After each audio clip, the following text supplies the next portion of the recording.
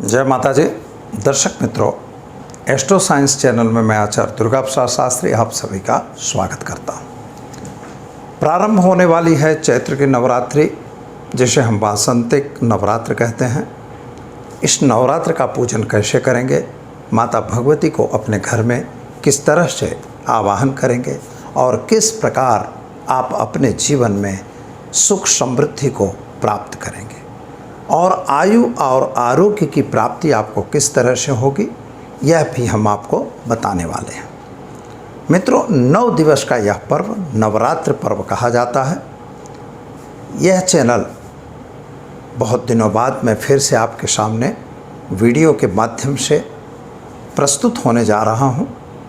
कृपया जिन्होंने चैनल को सब्सक्राइब नहीं किया वो इसे सब्सक्राइब करिए, वीडियो को लाइक और शेयर करना बिल्कुल न भूलिएगा और साथ ही में आपकी अगर कोई समस्या है तो अवश्य हमें कमेंट बॉक्स में जाकर भेजिएगा। मेरा फ़ोन नंबर इस स्क्रीन पर दिख रहा है, आप उसका उपयोग कर सकते हैं। तो चलिए हम समय बर्बाद किए बिना अपने विषय पर जाते हैं। चैत्रीय नवरात्र का महत्व क्या है? तो पहले हम यह जाएंगे कि मित्रों नवरात्र क्या है। तो इसका जब हम समास विग्रह करते हैं तो नवरात्राणाम समूहो इति नवरात्र, नवरात्रियों का समूह ही नवरात्र है।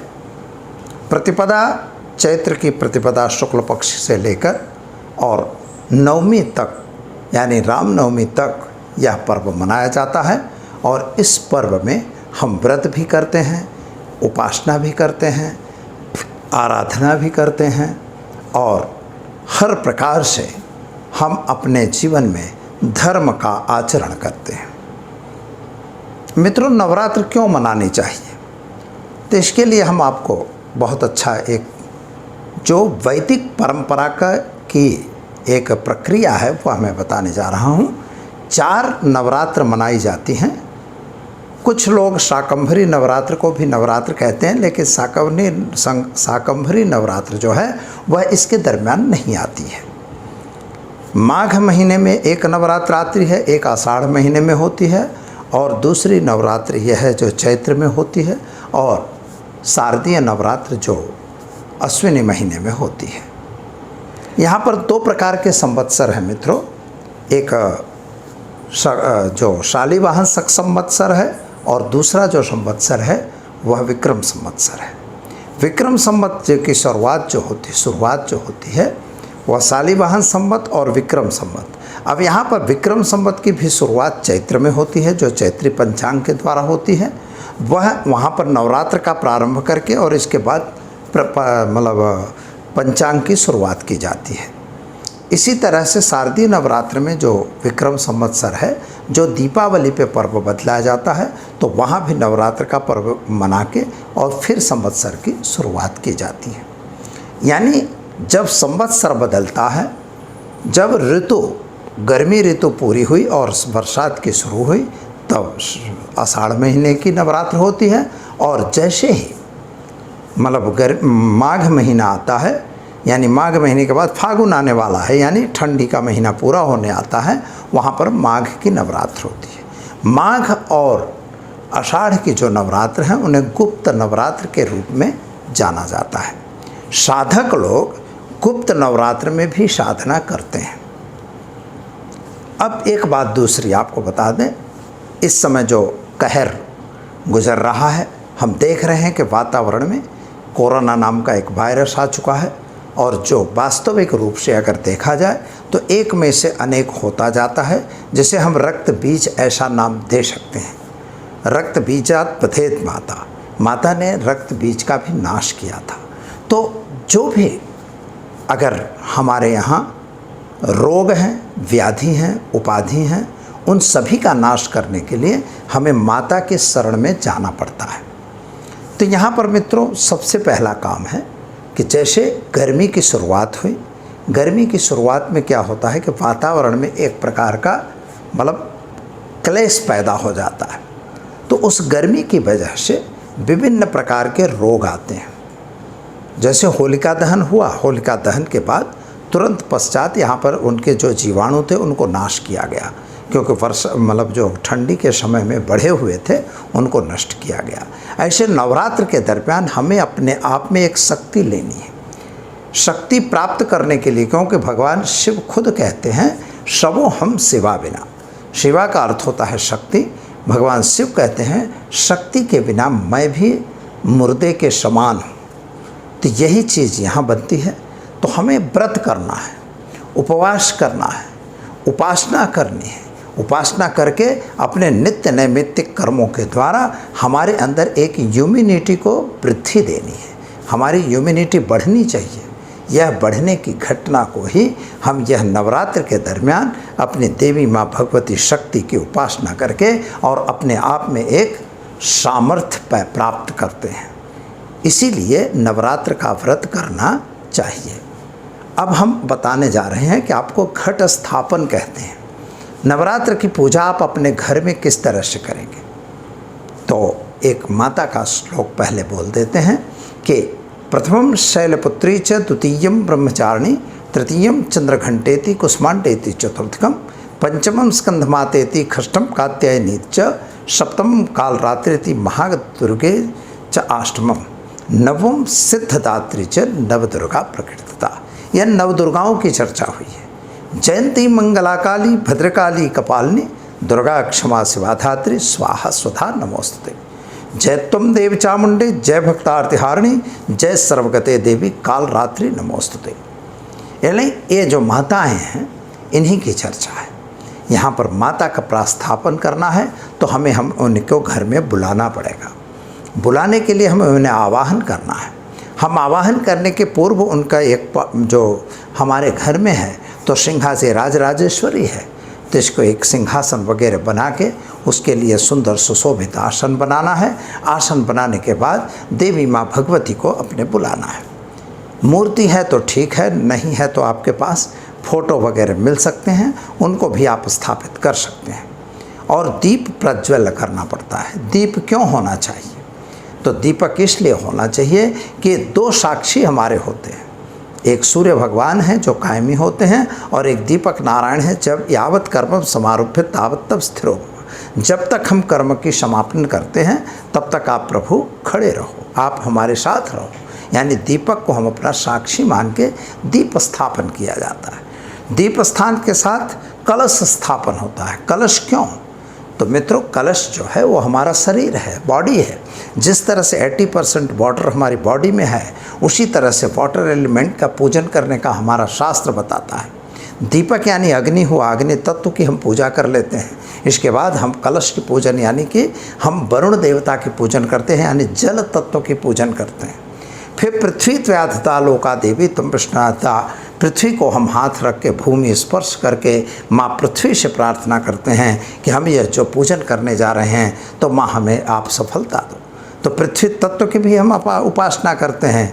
फिर आकाशात् तत्वयं वृथा गच्छत सागर सर्वदेव नमस्कारम केशवो प्रतिगच्छते। फिर आकाश तत्व में आकाश से गिरने वाले सब सारे जल समुद्र में आते हैं और समुद्र के द्वारा हम कलश में उन्हें बुलाते हैं। हर तीर्थों के जल को बुला के आवाहित करके और उन्हीं कलश के पूजन से हम देवी का पूजन करते हैं, देवता का पूजन करते हैं। सर्वप्रथम गणेश स्थापन होता है, गणेश के बाद भैरव स्थापन होगा, भैरव स्थान के नवग्रह पूजन होते हैं और इसके बाद माँ देवी भगवती होती है। क्योंकि जब राजराजेश्वरी आ रही है तो हमें उनके सारे गणों को भी बुलाना आवश्यक होता है। हम उन्हें बुला के और उनका पूजन अर्चन करते हैं। उनको धूपम दीपम च नैवेद्यम, धूप देते हैं, दीप देते हैं, नैवेद्य देते हैं। फिर क्या है, आचमने देते हैं, प्राणायाम करते हैं। उनको पत्रम पुष्पम फलम तोयम, पत्र दीजिए, पुष्प दीजिए, फल दीजिए और तोय का मतलब पानी दीजिए और इस तरह से उनका पूजन करिए। पंचामृत स्नान भी लोग कराते हैं। षोडशोपचार पूजन करिए, पंचोपचार पूजन करिए। मित्रों, 5 प्रकार का भी पूजन लिखा हुआ है। तो एक तंत्रेण पूजनम, 5 प्रकार अगर नहीं करना है तो एक ही मंत्र से उनका पूजन कर सकते हैं। ऐसा हमारे यहाँ नियम बनाया है कि समय का अभाव अगर है तो आप पूजन जल्दी कर सकते हो। कभी ऐसा ज़रूरी नहीं कि हम उसी पूजन में अपना टाइम व्यतीत करें, क्योंकि हमारा जो धर्म है, हमारी जो परंपरा है तो वह कर्म प्रधान परंपरा है, यानी कर्म करना है। काम को छोड़ के इस तरह से काम नहीं करना है कि भैया पूजा पाठ में पूरे दिन ज़िंदगी बिता दो। पर आपको मेन है कर्म, अपना काम जो कर रहे हो, चाहे और नौकरी कर रहे हैं, व्यापार कर रहे हो या कुछ भी काम कर रहे हो, वह कार्य के लिए उसको प्राधान्य देना है। लेकिन उसके साथ साथ हमें धर्म का आचरण करना जरूरी है। धर्मम चरेत, धर्म का आचरण आपको करना है। इसलिए हम पहले माता को आवाहन करेंगे, आवाहन के बाद उनको आसन देंगे, आसन के बाद पाद्य अर्घ्य आचमन देंगे, इसके बाद स्नान करवाएंगे। स्नान कराने के अलग अलग मंत्र हैं, श्री सूक्त से आप कर सकते हैं।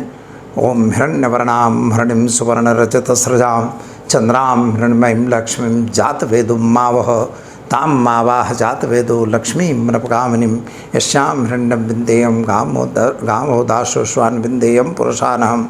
यह माता के 16 मंत्र हैं।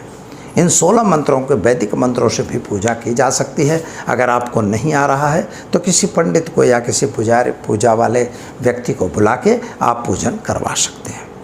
कलश स्थापन आवश्यक होता है, क्योंकि कलश में ही सभी देवताओं का आवाहन किया जाता है, सभी तीर्थों का आवाहन किया जाता है। जो पवित्र जल होता है उसी से देवी माँ की भी पूजा की जाती है, अर्चना की जाती है। 9 दिनों तक आपको कलश रखना होता है। उसी तरह से दीपक, आप अखंड दीपक भी जला सकते हैं, अखंड दीपक भी 9 दिन तक रख सकते हैं। अगर अखंड दीपक नहीं रख सकते तो जब तक आप पूजा करिए तब तक दीपक सुबह शाम जलाइए और पूजन अवश्य करिए। पत्रम, पुष्पम, फल है, फूल है, जो भी आपके पास है उसको आप माता को अर्पण कर सकते हैं, यानी भोजन देना है। सूखा मेवा वगैरह भी लगा सकते हैं, पेड़ा मिठाई भी दे सकते हैं, यानी माता की पूजा करना है। आप कुछ भी अर्पण करिए, ज़रूरी नहीं कि 5 किलो मिठाई हो, क्योंकि अगर आपके आसपास में 150 आदमी हैं तो आप ज़रूर 5 किलो ले सकते हैं, लेकिन नहीं है तो 100 ग्राम भी अगर रखते हैं तो सवाया प्रसाद चढ़ाने का विधान है, वह आप कर सकते हैं। इसके बाद माता को भोजन देने के बाद आप उनको अर्घ्य पाद्यात्मन के बाद आप उनको सपादम भोजय, जो भोजन है वो सपाद देना है। और ओम भ्रम प्राणाय स्वाहा, अपानाय स्वाहा, व्यानाय स्वाहा, उदानाय स्वाहा, इस तरह से 5 प्रकार करके आचमन वगैरह देकर और उनकी आरती करनी है। आरती मित्रों क्यों करनी चाहिए? क्योंकि अगर पूजा में कुछ त्रुटि रह गई है तो आप आरती विधान करने से वह पूजा की त्रुटि आपकी पूर्ण होती है। आरती करने के बाद आपको 4 बार आरती लेनी है, दोनों हाथ से लेनी है, और आप आरती लेने के ग्रहण करने के बाद माता की क्षमा याचना करनी है। उनको मंत्र पुष्पांजलि तो देनी है। यज्ञमय जंत देवास्तान धर्माण प्रथमान्यासन्न तेहनाकम महिमान सचंत्र यत्र पूर्वी साध्या संत देवा नाना सुगंध पुष्पाणि यथा कालोद्भवांच पुष्पांजलि में आदित्य ग्रहण परमेश्वरी माँ भगवती को आप पुष्पांजलि दीजिए। इसके बाद क्षमा याचना। देखिए, पूजा के बाद क्षमा याचना इसलिए कि हमसे त्रुटि तो हुई है, तो उस त्रुटि को हमें क्षमा करिए। तो अपराध सहस्त्र भाजनम पतितम भीम वाण बोधरे अगतिम शरणागतम हरे कृपया केवल आत्मसात कुरु। हे माँ, मुझ पर मात्र कृपा आप वर्षाओगी। आवाहनम न जानामि तवार्चनम पूजाम चैव न जानामि क्षम्यताम परमेश्वरी। हे माँ भगवती, मुझे तू क्षमा कर दे, यही हमें प्रार्थना करनी है। इस तरह से आप प्रार्थना करते माँ देवी भगवती के चरणों में आप प्रणाम करिए, और प्रणाम करके 1 चम्मच पानी अपने आसन के नीचे डालकर और उसको ओम विष्णवे नमः 5 बार बोलकर और उससे प्रणाम कर लीजिए, ताकि आपके जो फल प्राप्त किए हैं, आपने जो भी पूजा विधान किया है, वह पूजा विधान इंद्र न ले जाए, इसलिए ऐसा करना चाहिए। मित्रों, यह अलभ्य जानकारी है, इसे आप जरूर स्वीकार करेंगे। और इस तरह से पूजा करने के बाद आज प्रथम दिन है, तो मूलाधार चक्र में माँ भगवती यानी कि शैलपुत्री का हम आवाहन करेंगे। मूलाधार चक्र में आज माँ देवी भगवती का आराधन होगा। प्रथमम शैलपुत्री च द्वितीयम ब्रह्मचारिणी। पहले दिन जो है माता शैलपुत्री की पूजा होती है। शैलपुत्री का मतलब हुआ कि जो है, एक शैल का अर्थ होता है पत्थर, और पत्थर का अर्थ होता है जड़। हमारे यहाँ जड़ता की बात हो रही है। जड़ क्यों हुआ? क्योंकि जब आपके पास धर्म नहीं है, आपके पास नीति नहीं है, आपके पास नियम नहीं है, आपने अपने जीवन को जीने के लिए कोई रास्ता नहीं देखा है तो वह जड़ता होती है। मूलाधार चक्र से शुरुआत होती है और माँ देवी भगवती की यानी कि जो हमारी शैलपुत्री माता है, उन माता का हमें पूजन करना चाहिए। मित्रों, इसके लिए एक छोटा सा उपाय हम आपको बता रहे हैं। अगर आपकी कोई अभ्यर्थना है, कोई इच्छा है, तो उस इच्छा के लिए 9 सुपारी, 9 पान और 9 मुट्ठी चावल एक लाल कपड़े पर आपको बिछाना है। पहले लाल कपड़ा बिछाइए, उस पर 9 मुट्ठी चावल रखिए, इस पर एक एक पान रख दीजिए, उस पर 9 सुपारी रखिए और 9 लाल फूल उस पर रखना होगा। और रक्त पुष्प रखने के बाद 1-1 रुपए का सिक्का आपको रखना है। और इसके बाद ओम ऐं ह्रीं क्लीं शैलपुत्री देव्यै नमः, ओम ऐं ह्रीं क्लीं श्रीं शैलपुत्री देव्यै नमः, इस मंत्र की आपको 9 माला करनी है। तब तक दीपक चालू रहे, धूप चालू रहे, धूप और दीप का नैवेद्य चढ़ाकर और इसके माँ देवी भगवती को प्रार्थना करके और आप अपना जो भी जप किए हैं तो जल में पानी में 1 चम्मच में पानी भरिए और देवी माँ को वह जल अर्पण कर दीजिए। और ऐसा अर्पण करने से, यह पूजा करने से आपके अंदर की इच्छा अवश्य देवी माँ पूर्ण करेंगी। चाहे वह व्यापार की हो, चाहे वह संतान की हो, चाहे वह आपके किसी भी प्रकार की अपेक्षा हो, स्वास्थ्य की हो, आपको इससे फ़ायदा अवश्य मिलेगा। तो दर्शक मित्रों, दीजिए मुझे इजाज़त। कल फिर मिलेंगे इसी के साथ, इसी चैनल पर। नमस्कार।